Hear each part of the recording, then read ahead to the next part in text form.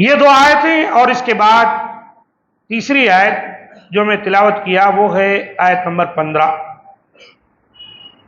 اس میں اللہ تعالیٰ نے فرمایا من اہتدی فإنما یہتدی لنفسہ، اس دنیا کے اندر جس نے ہدایت پائی تو بس وہ اپنے نفس کے لیے ہدایت پاتا ہے۔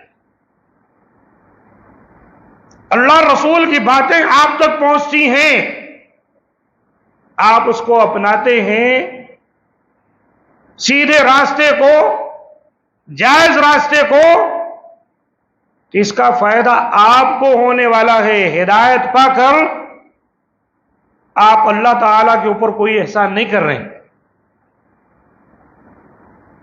اگر حق بات کو تسلیم کر کے اس پر عمل کرتے ہیں تو اس کا فائدہ اپنے آپ کو ہوگا۔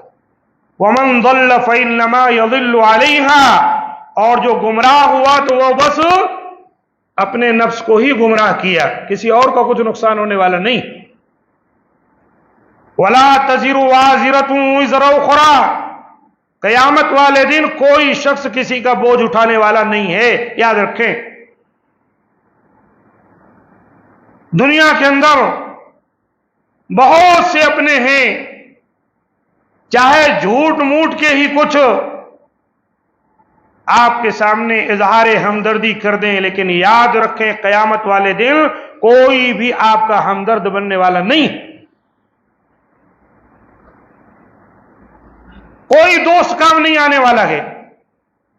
یوم یفر المرء من اخیہ وامہ وابیہ وصاحبتہ وابنیہ لکل امرئ منہم یومئذ شأن یغنیہ، یہ بھائی، یہ شوہر، یہ بیوی، یہ بیٹا، یہ باپ، جتنے رشتے ہیں سب ایسے جدا ہو جائیں گے کہ سب بھاگ رہے ہوں گے، کسی کو کسی کی فکر نہ ہوگی، اپنی فکر ہوگی بس۔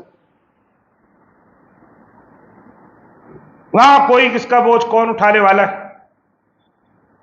قرآن مجید میں اللہ تعالیٰ نے ذکر کیا ہے، اور بہت سے جہلا ایسے بھی ہیں دنیا میں پائے جاتے ہیں، کہتے ہیں جناب آپ کیجئے، یہ گناہ میں اپنے سر پہ لیتا ہوں، کوئی گناہ نہیں ہے، ایسے جاہل ہیں۔ قرآن نے کہا وَلَا تَزِرُ وَازِرَةٌ وِزْرَ أُخْرَىٰ، اپنا ہی بوجھ اس کے اٹھانے کے لیے کافی ہوگا، دوسروں کو بھلا کیوں وہ اپنے قریب آنے دے گا۔ اللہ تعالیٰ نے فرمایا قرآن مجید میں ایک دوسرے مقام پر وَإِن تَدْعُ مُثْقَلَةٌ إِلَىٰ حِمْلِهَا لَا يُحْمَلْ مِنْهُ شَيْءٌ، اور اگر کوئی بوجھ میں دبا ہوا اپنا بوجھ بٹانے کو کسی کو بلائے گا تو کوئی اس میں سے کچھ نہ اٹھائے گا۔ سورہ فاطر کی آیت نمبر 18 ہے۔ اور اسی طرح اللہ تعالیٰ نے فرمایا وَلَا يَحْمِلُنَّ أَثْقَالَهُمْ وَأَثْقَالًا مَعَ أَثْقَالِهِمْ، ہاں قیامت والے دن وہ لوگ جنہوں نے لوگوں کو گمراہ کیا، لوگوں کو غلط راستے پر ڈالا، ان کی وجہ سے جو لوگ گمراہ ہوئے ہیں، ان کی وجہ سے جو لوگ راہ راستے دور ہوئے ہیں، روز قیامت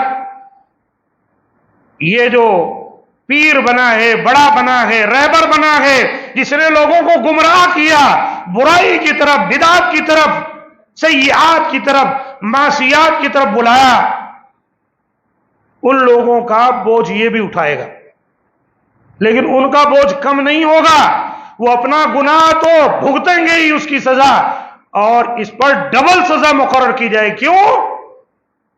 کیونکہ یہ ان کا سردار تھا، ان لوگوں کو غلط راستے پر ڈالتا تھا، بلاتا تھا۔ تو اللہ تعالیٰ نے فرمایا سورہ عنکبوت آیت نمبر 13 میں وَلَا يَحْمِلُنَّ أَثْقَالَهُمْ وَأَثْقَالًا مَعَ أَثْقَالِهِمْ، اور یہ اپنا بوجھ بھی اٹھائیں گے اور اپنے بوجھوں کے ساتھ ان لوگوں کو جن کو انہوں نے گمراہ کیا تھا ان کا بھی بوجھ اٹھائیں گے۔ باقی اور کوئی کسی کے کام آنے والا نہیں۔ ایک دوسرے مقام پر سورہ نحل کی آیت نمبر 25 میں اللہ نے فرمایا وَمِنْ أَوْزَارِ الَّذِينَ يُضِلُّونَهُمْ بِغَيْرِ عِلْمٍ، اور جن کو یہ بلا تحقیق گمراہ کرتے ہیں ان کے بوجھ بھی یہ اٹھائیں گے۔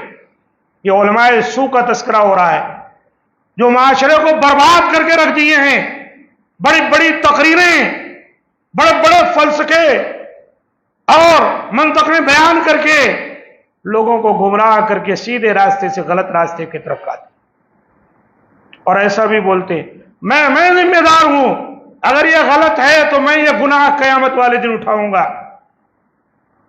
اللہ تعالیٰ نے ایسی ہی چودراہٹ کرنے والے مولویوں کا ذکر کیا۔ قیامت کے دن واقعی جتنے لوگ گمراہ ہوئے ہیں، یہ مولوی اپنے گناہ کی سزا تو بھگتے گا، اپنا بوجھ تو اٹھائے گا، ساتھ ساتھ جن کو گمراہ کیا ہے ان گمراہوں کا بوجھ بھی اس کے سر پہ لادا جائے گا۔ تو یہ اس بات کے خلاف نہیں ہے کہ وَلَا تَزِرُ وَازِرَةٌ وِزْرَ أُخْرَىٰ، کہ قیامت والے دن کوئی بھی کسی کا بوجھ نہیں اٹھائے گا۔ معنی اس لیے نہیں اٹھائے گا کہ اس کے عذاب میں تخفیف کر دی جائے یا وہ جنت میں چلا جائے۔ ہاں گمراہ کیا ہے تو جو گمراہ ہوئے ہیں اور جس کی وجہ سے گمراہ ہوئے ہیں وہ ان کا بوجھ لا دے گا قیامت والے دن۔